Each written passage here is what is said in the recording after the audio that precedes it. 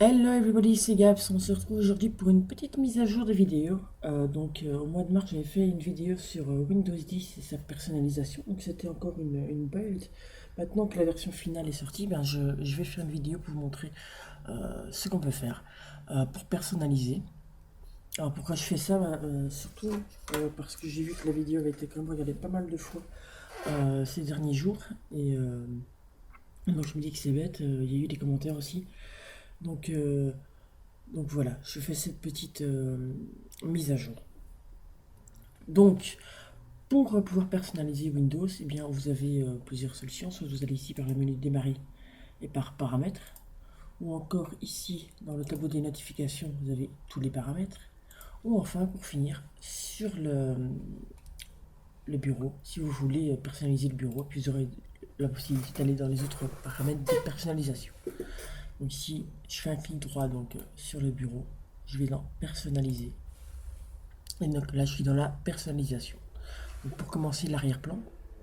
Donc qu'est-ce que je vais pouvoir changer? Donc ici, on a un aperçu. Donc, au niveau de l'arrière-plan, je peux mettre soit une image. Ici, il m'en propose plusieurs. Je peux aller sur parcourir, chercher dans mes images.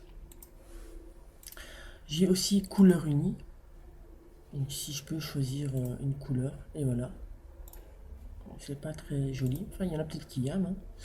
Et la dernière chose, un diaporama. Donc on connaît, c'est comme dans Windows 7, Windows 8. Donc les images vont changer.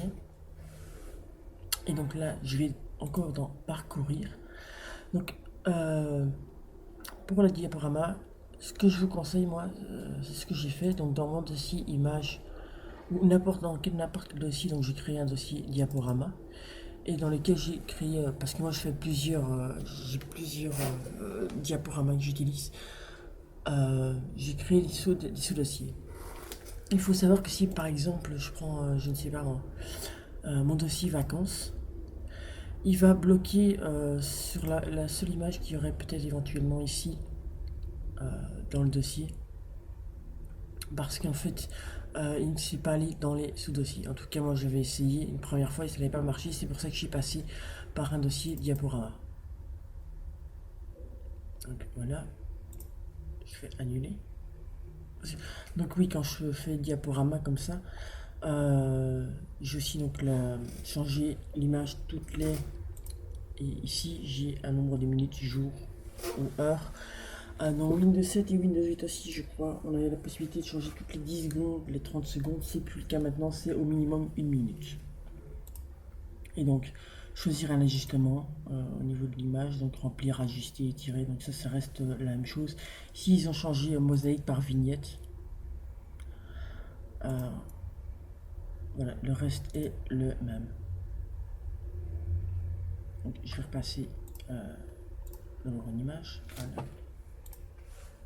Excellent. Voilà. Alors, deuxième, les couleurs. Donc ça, c'est en ce qui concerne les couleurs de la barre des tâches et des fenêtres. On peut soit décider qui choisit à partir de l'arrière-plan. Donc là, ici, il me le met en noir. Je vais vous montrer si je choisis une autre couleur, par exemple celle-ci. Si je fais désactiver, elle va repasser noir parce que mon fond d'écran est noir. Si je rechange et je mets une couleur unie, par exemple le rouge, je repasse ici. Normalement, ça devrait être en fonction du thème. La couleur de thème à partir de mon arrière-plan. Oui, ça aurait dû être rouge. Ça passe par rouge, c'est peut-être parce que j'ai la transparence. Euh,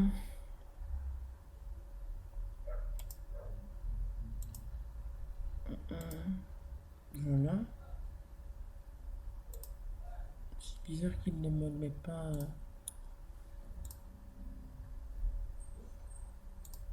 arrière-plan au niveau de la couleur. Il ne change pas. Tiens, tiens. Si je suis sur une autre image.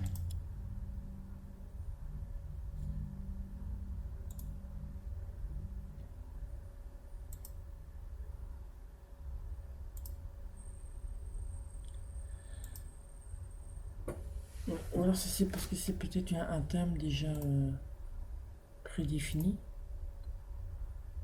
Donc là c'est bien en bleu. Là c'est un peu plus foncé. Ou alors il reprend la couleur, ouais, je pense il prend la couleur du rocher. Voilà.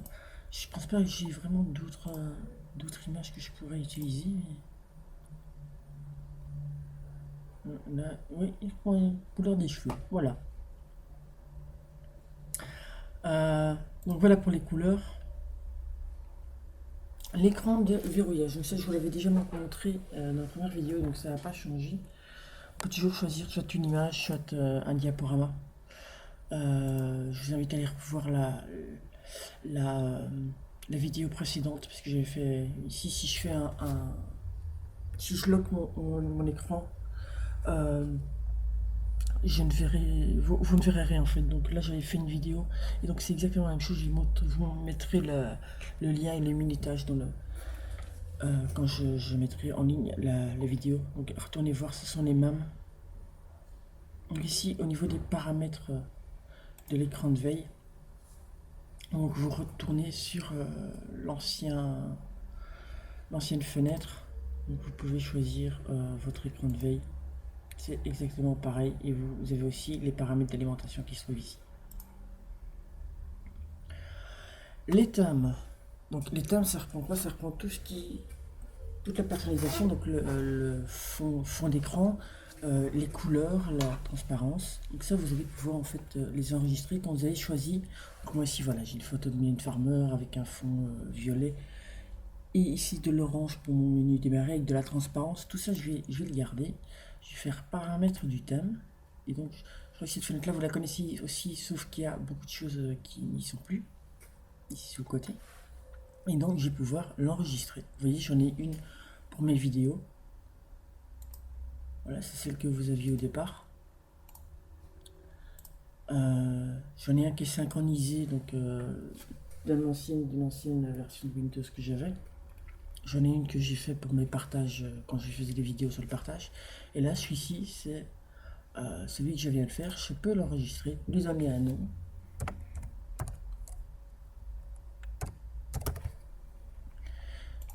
Voilà. Et donc, si maintenant je change, voilà, on va dire, je vais prendre un qui est déjà un des thèmes par défaut. Je vais tout fermer. Si il veut bien. Non. Voilà. Et je vais retourner par ici, tiens, non. Hop, tous les paramètres, comme ça je vous montre le chemin. Tous les paramètres. Oui, maintenant c'est rouge hein, avec en fonction de ces feuilles ici. Donc tous les paramètres personnalisés. Je vais dans thème, paramètres du thème, et je retrouverai le thème que j'ai créé moi-même. Voilà. Alors le dernier, non, on va continuer dans les thèmes ici. Donc j'ai les paramètres audio avancés. Donc ça c'est tout ce qui concerne les sons Windows que vous pouvez modifier. Par exemple une qu'on connaît. Arrêt critique, voilà, je peux le tester. Donc je vais pouvoir les changer en faisant parcourir ici. Je vais pouvoir aller chercher un autre son. Ça se télécharge sur internet, hein, vous pouvez aller rechercher ça. Et vous pourrez aussi créer un thème de son personnalisé. Voilà. Alors les icônes du bureau. Donc ici vous allez pouvoir mettre les icônes que vous voulez par défaut sur votre bureau. Donc si je les coche tous et je fais appliquer, voilà, elles apparaissent. Si je les décoche, appliquer, elles disparaissent et la corbeille est par défaut toujours là. Donc si je fais ça, ouais, elle disparaît. Voilà. Vous pouvez aussi changer les icônes si vous le désirez. Aussi il y a des packs d'icônes que vous pouvez trouver sur internet. Alors pour les icônes du bureau, j'ai eu une question sur l'ancienne vidéo concernant le changement de la police de caractère par défaut et sa couleur. J'ai cherché vraiment l'option, je ne l'ai pas retrouvée, donc apparemment on ne peut plus. J'ai déposé une question moi, sur Windows Insider, qui est donc, je vais dire le site, qui permet de tester les différentes versions de Windows. J'attends la réponse. Si je trouve la réponse, je la mettrai dans les commentaires de cette vidéo aussi. voilà. Mais pour le moment, voilà, je sais pas pourquoi ils ont supprimé cette option. Mais en tout cas, c'est plus possible. Et donc enfin, parler du pointeur de la souris, donc ça c'est comme avant, donc moi ici j'ai un onglet peut-être en plus que vous parce que je suis sur un portable, et donc ça c'est le touchpad. Donc sinon vous pouvez ici paramétrer le pointeur de votre souris, la vitesse, le type de pointeur aussi. Il faut savoir que ça aussi sur internet ça se trouve, vous pouvez mettre un pointeur Coca-Cola par exemple, ça existe. Donc vous pouvez ici le changer ici, voilà. Les options du pointeur, donc tout ça je vous laisse aller voir tout seul, hein. Donc voilà pour le thème. Alors accueil, ce qui s'appelle accueil, c'est le menu démarrer. Donc vous avez un certain nombre d'options. Et aussi donc utiliser les menus démarrer en plein écran. Si je l'active et que je vais cliquer sur démarrer, voilà, il va se mettre en plein écran. Si je ne l'active pas, voilà, je l'ai en plus petit. Alors vous pouvez aussi choisir les fichiers, les dossiers qui sont affichés à l'écran d'accueil, c'est-à-dire ici. Moi j'en ai toute une série, vous pouvez les choisir. Vous voyez, ici par exemple je retire documents, téléchargement, musique, images, vidéo. Je n'aurai déjà beaucoup moins. Voilà, donc ça vous pouvez le décider ici.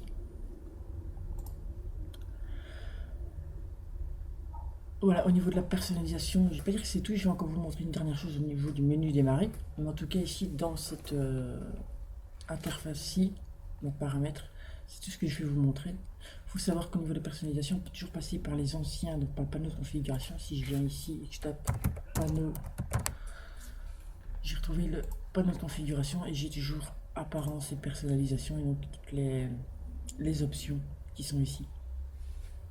Alors, par exemple, ajuster le texte clear type, donc elle se trouve toujours ici.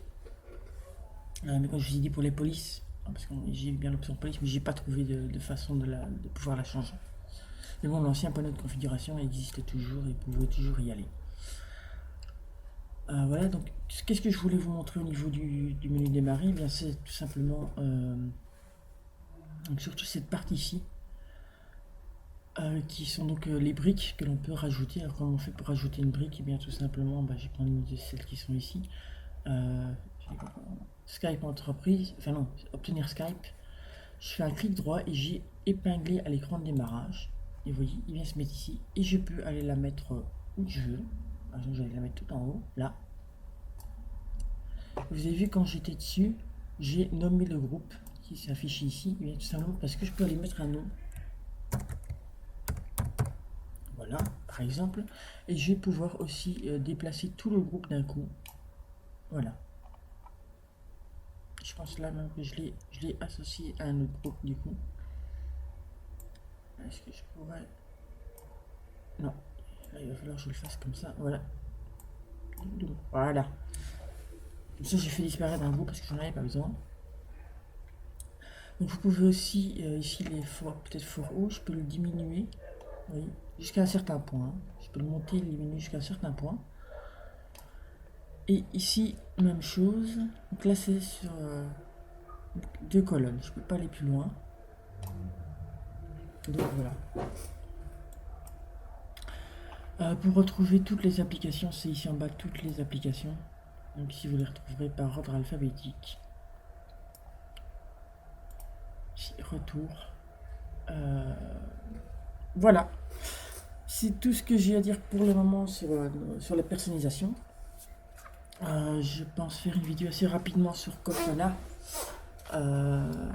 Et peut-être sur d'autres fonctionnalités de Windows 10. Donc j'espère que cette vidéo vous a plu, que ça vous aidera.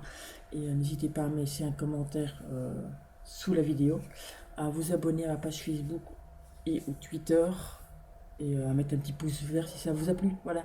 Allez, ciao!